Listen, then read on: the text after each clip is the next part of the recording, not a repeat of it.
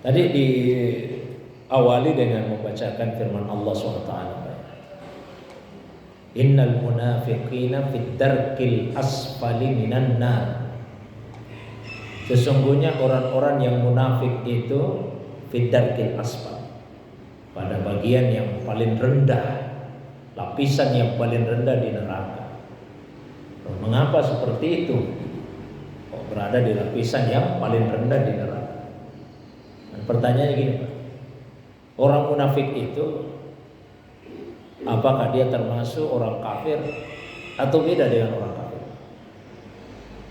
Kan sebetulnya orang kafir juga, Pak. Orang munafik itu orang kafir juga. Tapi kenapa dipisahkan, dibahas tersendiri? Kita baca misalnya surah Al-Baqarah 20 ayat pertama, surah Al-Baqarah 20 ayat pertama surah Al-Baqarah itu menceritakan 3 kelompok manusia. Ayat 1 sampai ayat 5 yang dibahas, yang diuraikan orang-orang yang bertakwa. Bismillahirrahmanirrahim. Alif lam mim zalikal kitabu la raiba fihi hudal lil muttaqin. Barulah diuraikan 5 ciri-ciri orang yang bertakwa. Ayat 1 sampai ayat 5. Kemudian ayat 6 dan ayat 7 yang dibahas orang-orang kafir. Innal ladzina kafaru sawa'un alaihim a'anzartahum am lam tunzirhum la yu'minun. Sesungguhnya orang-orang kafir itu sama saja bagi mereka. Apakah engkau memberi peringatan atau kamu tidak beri peringatan, mereka tetap tidak akan beriman. Karena apa? Khatamallahu ala qulubihim. Ya, Allah telah menutup mati hati-hati mereka. Dan seterusnya dan seterusnya. Kemudian masuk ayat ke-8 sampai ayat 20 yang dibahas Pak orang-orang munafik. 13 ayat orang munafik yang dibahas. Tapi uniknya kalau orang bertakwa langsung disebut namanya. Hudal lil muttaqin, orang bertakwa. Orang kafir disebut juga innal ladzina kafar. Ayat 8 sampai 20 tidak disebut orang-orang munafik. Yang disebut ciri-cirinya. Wa minan nasi may yaqulu amanna billahi wa bil yaumil akhir wa ma hum bimu'minin. Di antara manusia itu ada yang mengucapkan kami beriman kepada Allah, beriman kepada hari akhir, tapi mereka itu sebetulnya bukan orang-orang beriman. Begitu seterusnya Pak, ciri-cirinya yang diuraikan sampai 13 ayat, paling panjang penjelasannya orang munafik, tapi tidak disebut namanya. Mengapa seperti itu? Ada 2 alasannya minimal menurut ulama kita. Alasan yang pertama, karena begitu buruknya keadaannya sehingga seakan-akan tidak layak disebut. Alasan kedua, karena orang munafik itu keadaannya tersembunyi bagi banyak orang. Kalau orang kafir jelas kekafirannya, memang dia nampakkan dia orang kafir, jelas kelihatan. Tapi kalau orang munafik dia menyembunyikan kekafirannya, yang dia tampakkan seakan-akan dia orang yang beriman. Jadi kalau kelihatannya itu dia orang beriman ini, Pak. Tapi yang tersembunyi kekafiran. Makanya orang munafik itu sebetulnya orang kafir juga.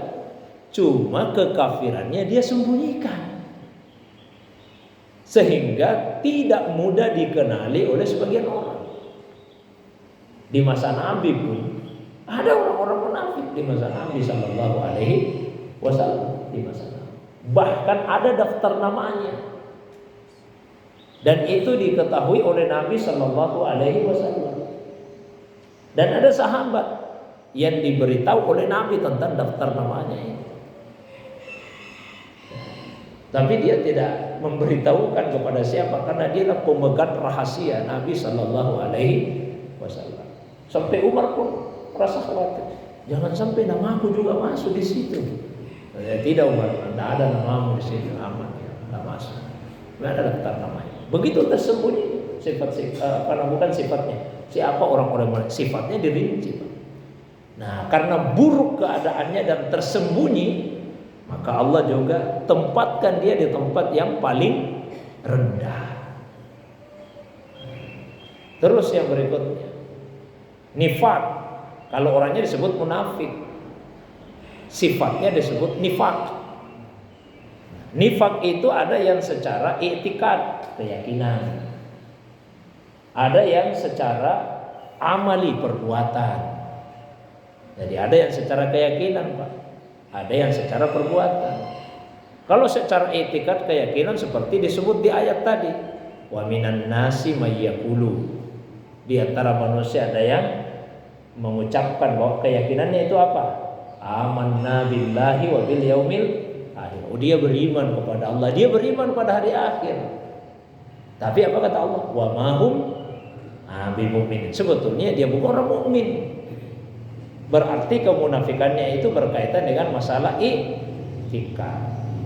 Jadi ada berapa macam ini? Banyak, sesuai dengan banyaknya hal-hal yang wajib diimani itu.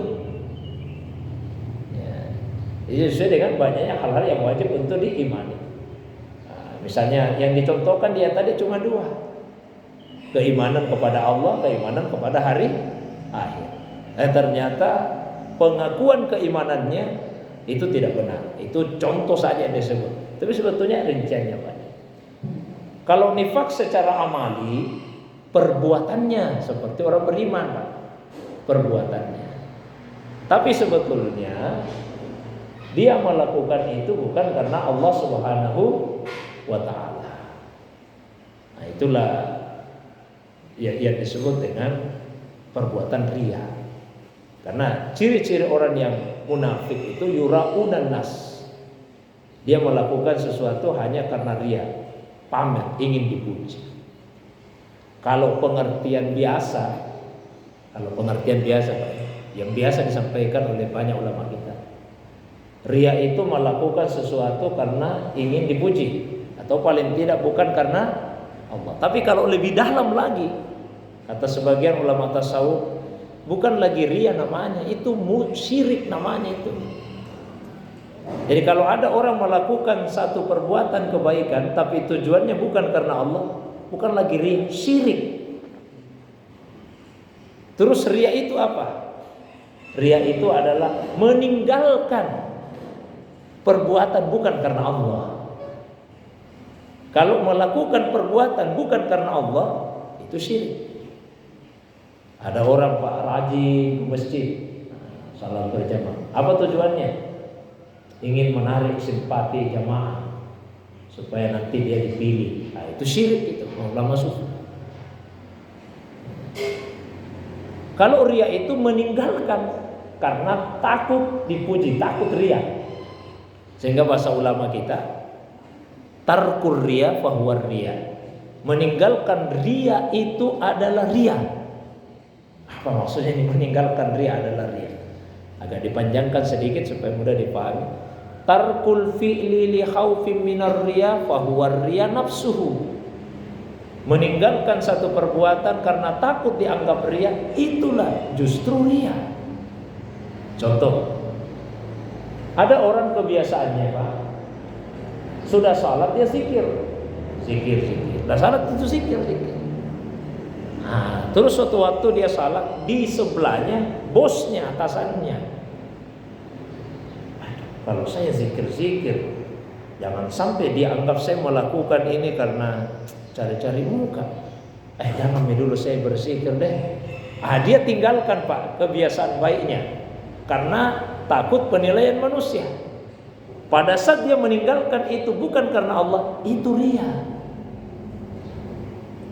Ada orang sudah biasa salat duha.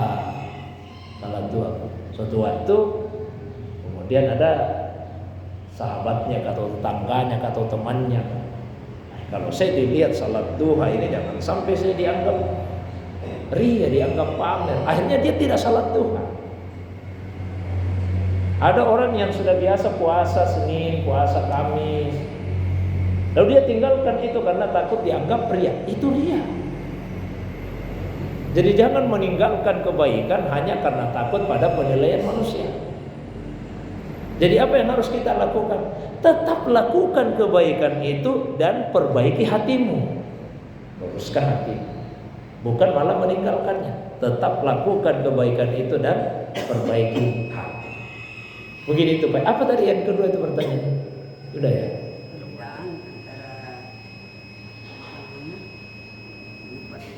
Amal ya, sudah tadi.